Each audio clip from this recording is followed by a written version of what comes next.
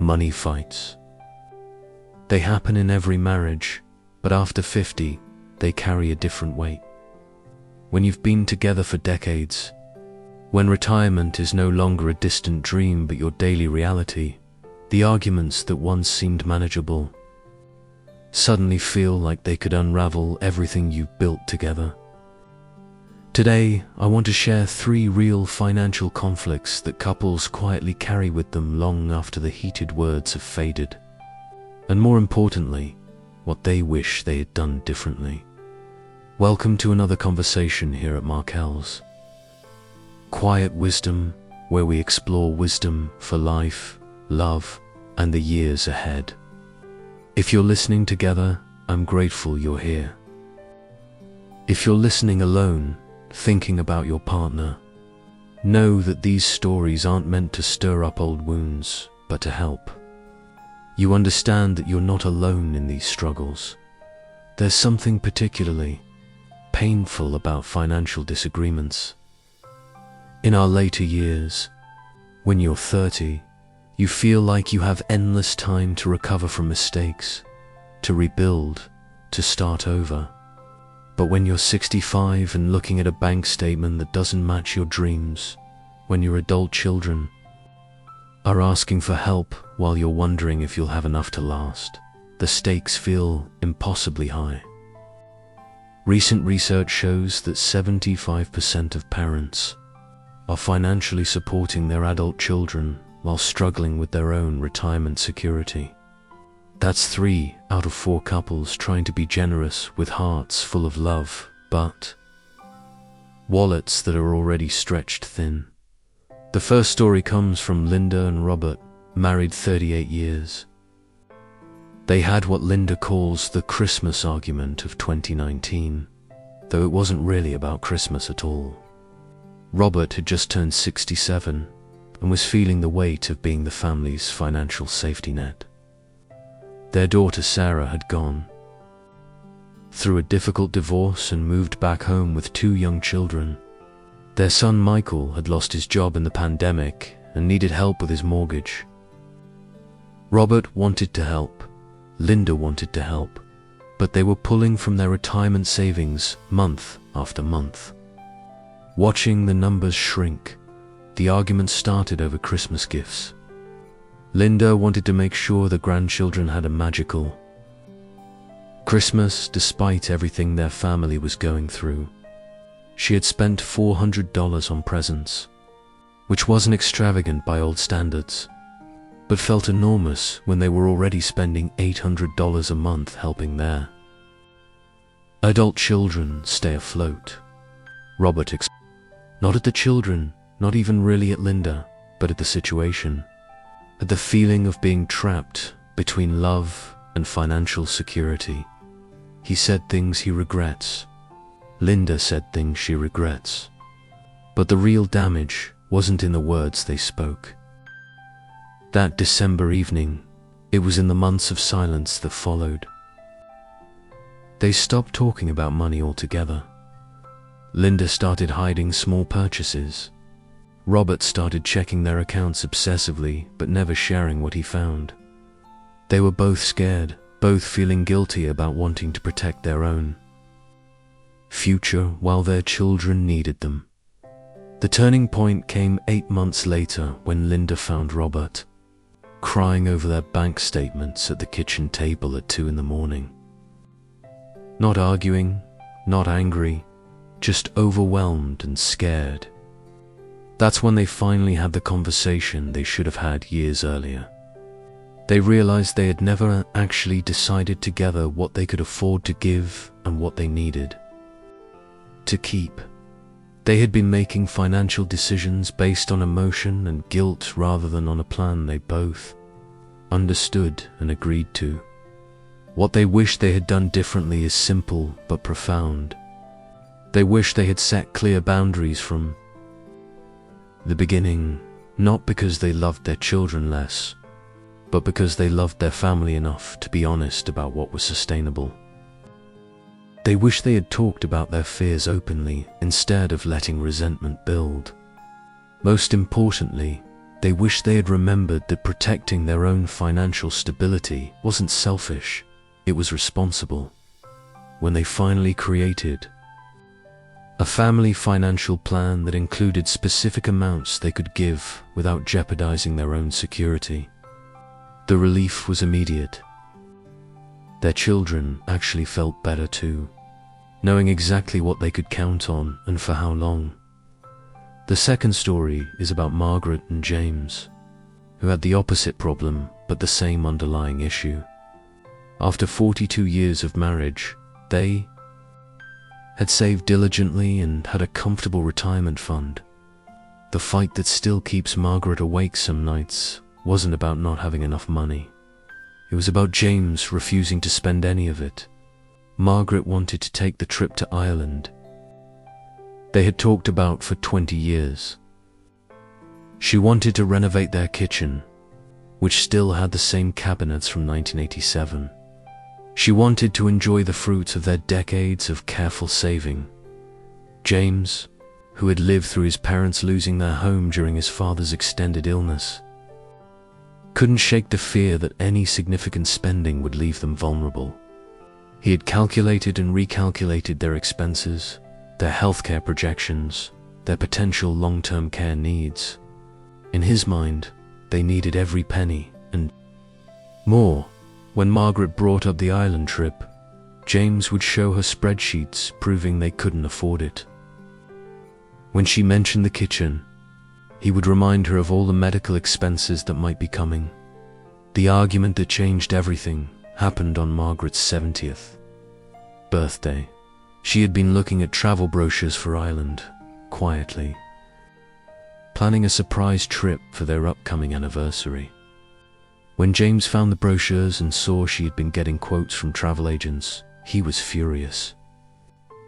Not because he didn't want to go, but because he was terrified of spending $12,000 on something that felt frivolous, when they might need that money for something critical later.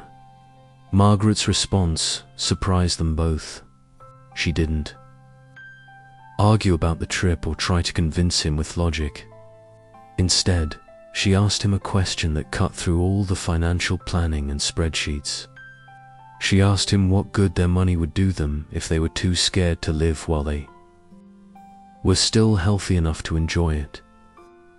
She reminded him that they were both 70 years old, that they had already lived longer than his parents had, and that the money they had saved was supposed to give them freedom, not trap them in fear. The silence that followed wasn't angry. It was thoughtful.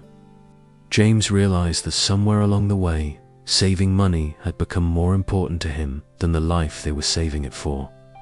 Margaret realized that she had been making plans without including him, trying to force joy instead of creating it together.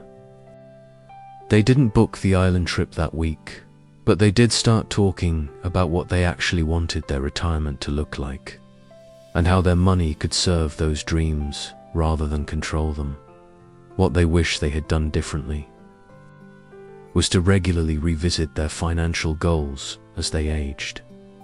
The aggressive saving strategy that made sense when they were 50 didn't necessarily make sense when they were 70.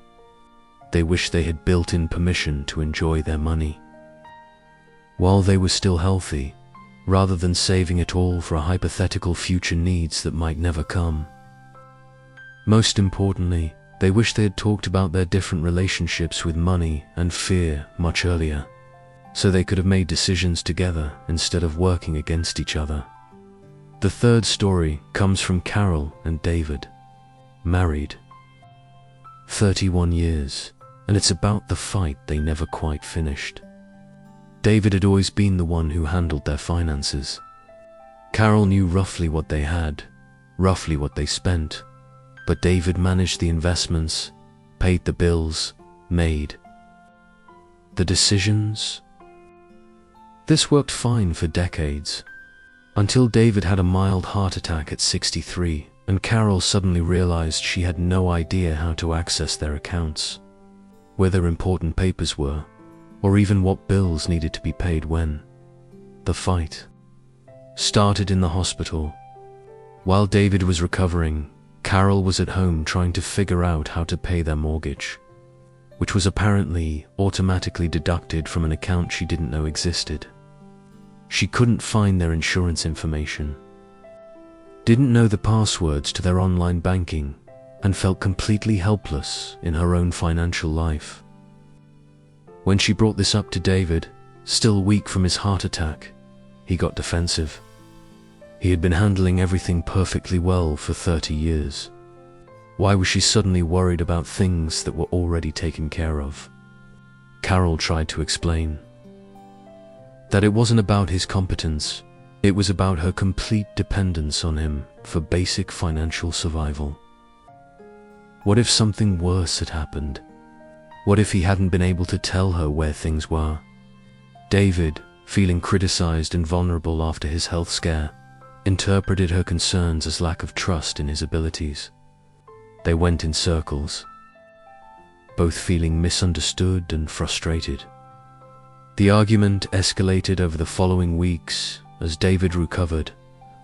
Carol wanted to be included in financial decisions, wanted to understand their investments, wanted access to all their accounts. David felt like she was taking over, like she didn't trust him to continue managing what he had always managed well. They were both right and both wrong, but they couldn't find a way to bridge the gap between his need to feel competent and her need to feel secure. What finally resolved the conflict wasn't a conversation, it was a practical realization. 3 months after David's heart attack, their financial advisor retired and they needed to transfer their accounts to a new firm. The process required both of their signatures, both of their social security numbers, both of their input on their financial goals and risk tolerance. For the first time in their marriage, Carol was a full participant in a major financial decision. And David realized how much he had missed her perspective over the years. Carol brought up concerns about their investment strategy that David had never considered. She asked questions about their long-term care planning that their old advisor had never addressed. She noticed fees they were paying for services they didn't need. David realized that his desire to protect Carol from financial stress had actually made both of them more vulnerable, not less. What they wished they had done differently was to share financial responsibility from the beginning of their marriage, or at least much earlier in their retirement years. They wished David had understood that protecting Carol from financial decisions wasn't actually protecting her at all. It was leaving her unprepared for a reality that might come whether they wanted it or not. They wished Carol had insisted on being included earlier, rather than accepting a role that felt comfortable in the moment but left her vulnerable in the long run. These 3 stories share common threads that many couples recognize. The first is that financial arguments after 50 are rarely just about money. They're about fear, about control, about love, about the future we can't predict and can't fully prepare for. Linda and Robert were really arguing about how to love their children without sacrificing their own security. Margaret and James were really arguing about how to balance caution with joy. Carol and David were really arguing about independence versus partnership. The second common thread is that these couples all waited too long to have the real conversation. They argued about symptoms, about specific decisions and immediate problems. But they didn't talk about their deeper fears and values until they were forced to by crisis or exhaustion.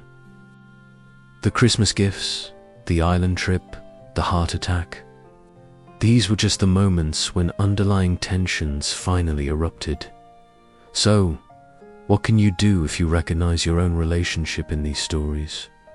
Start with honesty about what you're really afraid of.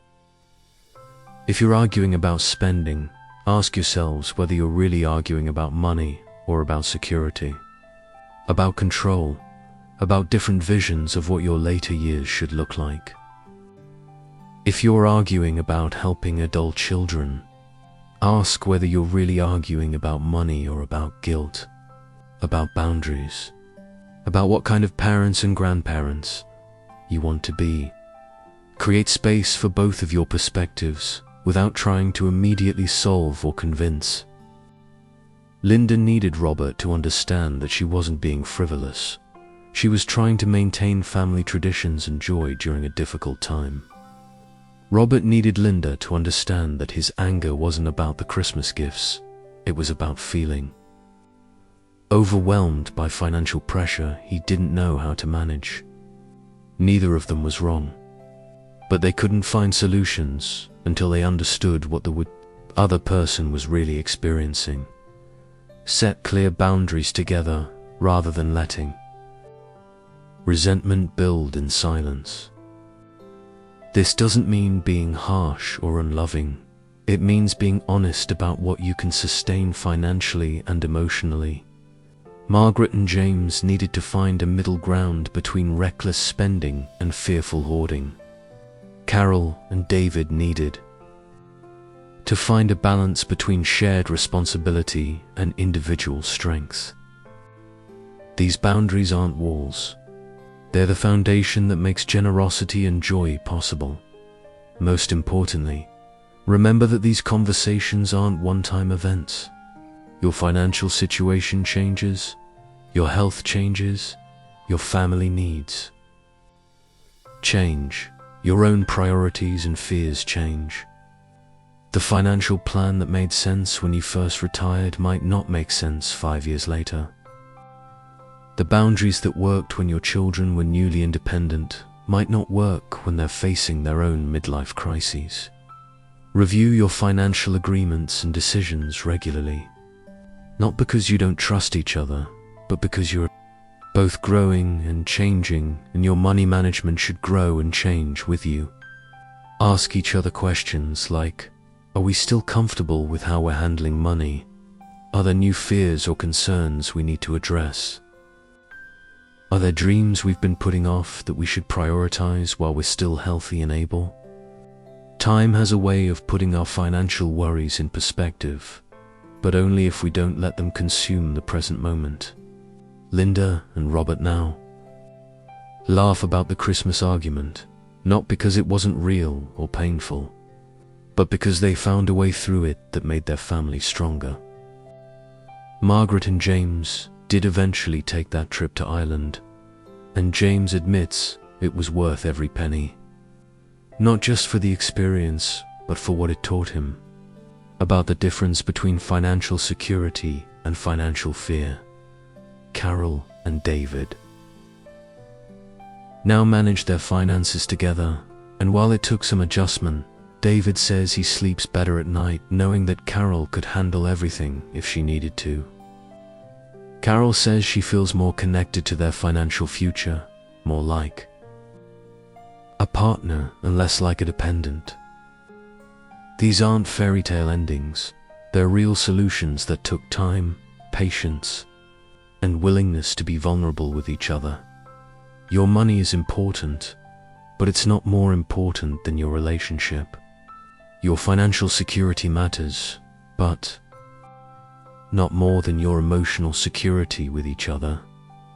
The arguments you're having about money right now don't have to define your marriage or your retirement. They can be the beginning of deeper understanding, clearer communication, and stronger partnership. But only if you're willing to look beyond the immediate conflict to the love and fear and hope underneath. Thank you for listening to these stories, and for trusting me with this time in your day. Whether you're facing financial stress or financial abundance, whether you're just beginning to navigate these waters or you've been swimming in them for years, remember that it's never too late to have a better conversation about money. Your story is still being written, and the chapter you're in right now doesn't have to be the final word. This is Markle's Quiet Wisdom, bringing you wisdom for life, love, and the years ahead. If this conversation was helpful, I'd be grateful if you'd share it with another couple who might benefit from hearing these stories. And I'm curious, as you think about your own relationship with money and each other, what's one small step you could take this week to have a more honest conversation about your financial fears and dreams?